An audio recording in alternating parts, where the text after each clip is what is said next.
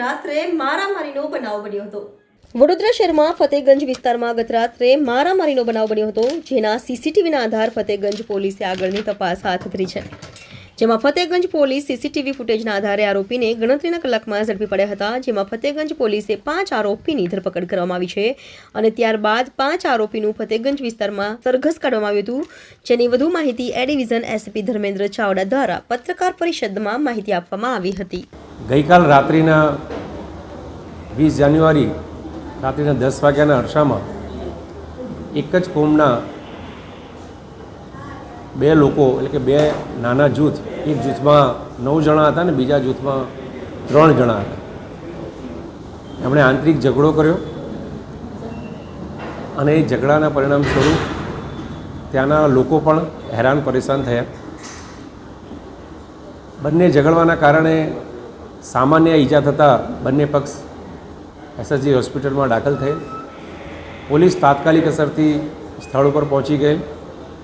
આ લોકોને શું ઘટના હતી અને કેમ ઝઘડ્યા તેનું કારણ પોલીસે જાણવાનો પ્રયત્ન કરેલો, જેમાં હકીકત એવી છે કે 3-4 દિવસ અગાઉ ફતેગંજ પોલીસ સ્ટેશનની હદની અંદર એક ફરિયાદ રજીસ્ટર થયેલી કે જેમાં નવાયાર્ડ વિસ્તારના અઝહરખાન પઠાણ એમનો પોતાનો ભાણિયો ગોરવા વિસ્તારના સમીરખાન પઠાણ સાથે અવારનવાર ફરતો હોય, જેથી આ અઝહરખાને સમીરને ઠપકો આપ્યો હતો।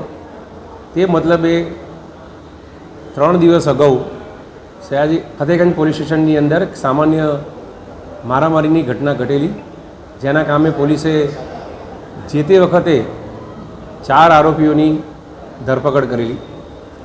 આ ધરપકડ કર્યા બાદ આ આરોપીઓ ફરી પાછા ગઈકાલ રાત્રિના આ જ ફરિયાદ પક્ષ સાથે કે તે મારા વિરુદ્ધમાં ફરિયાદ કેમ કરી એના અનુસંધાને જૂના ઉડા સર્કલ રોડ ઉપર રાત્રિના 10 વાગ્યાના અરસામાં ઝઘડો કર્યો।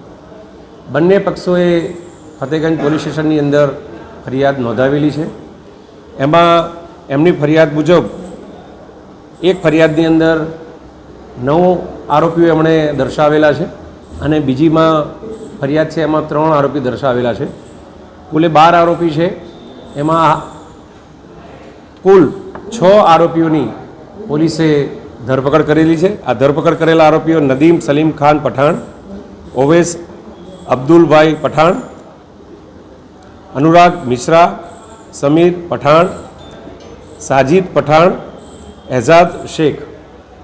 આ તમામ આરોપીઓ ગોરવા વિસ્તારના છે। બાકીના જે 3 આરોપીઓના નામો છે, શાન પઠાણ, મોહમ્મદ પઠાણ અને અઝહર પઠાણ, એ 3 નવાયાર્ડ વિસ્તારના છે, જે હાલ હોસ્પિટલાઇઝ છે, એમની સારવાર ચાલુ છે। એકંદરે તમામ આરોપીઓ આજે હોસ્પિટલાઇઝ આરોપીઓ છે એ પણ હોસ્પિટલમાં ગાર્ડ હેઠળ છે, પોલીસ ગાર્ડ હેઠળ છે। બાકીના 6 આરોપી હાલ પોલીસ કસ્ટડીમાં છે। આ ગુના પાછળ એમણે જે પણ ગાડી વાપરી છે એ 4 વ્હીલર એટ્રોસ કાર પણ પોલીસે કબજે કરેલી છે। 2 વ્હીલર વપરાઈ છે પણ એ પણ એની કબજે કરવાની કાર્યવાહી હાલ ચાલુ છે।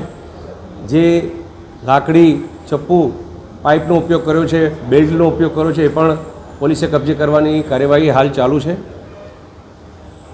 કોઈપણ આરોપીને કોઈ પરિસ્થિતિમાં છોડવામાં નહીં આવે, સખતમાં સખત કાર્યવાહી કરીશું। એમનો ભૂતકાળ આપણે તપાસી રહેલા છે। એમાં માત્ર એક જ આરોપી એવું છે કે જેના વિરુદ્ધમાં અગાઉ ગુના રજીસ્ટર થયેલા છે। બાકીના આરોપીઓના વિરુદ્ધમાં ગુનાહિત ઇતિહાસ દેખાતો નથી અને ઇવન એમની પૂછપરછમાં પણ એ ગુનો નહીં કરેલાનું જણાય છે અને એ ભણેલા પણ હોવાનું જણાય છે। આમ આ આરોપીઓ ગોરવા પોસ્ટે વિસ્તારના મધુનગર અને બાકીના આપણા અહીંયા નવાયાર્ડ ફતેગંજ વિસ્તારના છે। મોટાભાગના આરોપી પકડાઈ ગયેલા છે। 3 આરોપી પોલીસ પકડથી દૂર છે, એના માટે ટીમો બનાવી પ્રયત્નો ચાલુ છે અને બાકીના જે 3 જે હોસ્પિટલાઇઝ છે અને એના પર પોલીસે ગાર્ડ મૂકેલી છે। સખતમાં સખત કાર્યવાહી પોલીસ કરશે અને એમાં કોઈપણ સૂક્ષ્મ લૂપ પણ ન રહે અને સારામાં સારી પોલીસ કાર્યવાહી કરે અને આરોપી પણ યાદ રાખે એવી અમે પોલીસ કાર્યવાહી કરી। હા, એક વસીમ પઠાણ કરીને છે નવાયાર્ડનો છે, એક સરતાજ પઠાણ છે, એક હસનૈન પઠાણ છે। આ 3 આરોપી પોલીસ પકડથી દૂર છે, પરંતુ અમે ટીમો બનાવી અને એ જે છે એ જગ્યાએ અમે પોલીસ ટીમો રવાના કરી છે. નજીકના ટૂંક જ સમયમાં પડી જશે એવી પોલીસને આશા છે.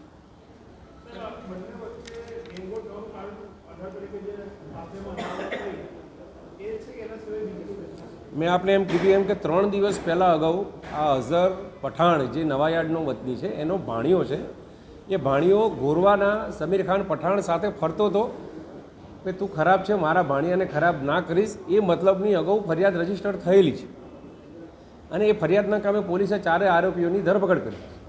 તો આ 4 આરોપીઓ ફરી આ સ્થળ ઉપર પહોંચ્યા છે ત્યારે ફરિયાદ પાસે કે તે અમારા વિરુદ્ધમાં ફરિયાદ કેમ કરી, એ મતલબની આ હકીકત છે, એ સિવાય બીજી કોઈ ઘટના નથી.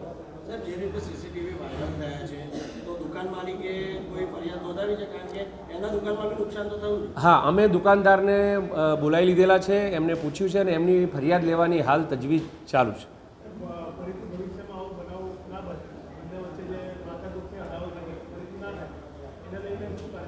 હા, અમે આ છોકરાઓ યંગ છે, અભ્યાસુ પણ છે, એટલે અમે એમના પેરેન્ટ્સને બોલાવ્યા છીએ. વિદ્યાર્થીઓનું પણ અમે જે ભણે છે એમનું કાઉન્સિલિંગ કર્યા છે અને એમના પેરેન્ટ્સને પણ જણાવીશું કે છોકરાઓ ગુનાહિત પ્રવૃત્તિઓમાં રોકાય નહીં અને આવા ગુનાઓ જો એક કરતાં વધારે સંખ્યામાં થઈ શકે તો એમનું કેરિયરને નુકસાન થશે. તે કાઉન્સિલિંગનો પણ એક હાથ અમે પ્રક્રિયા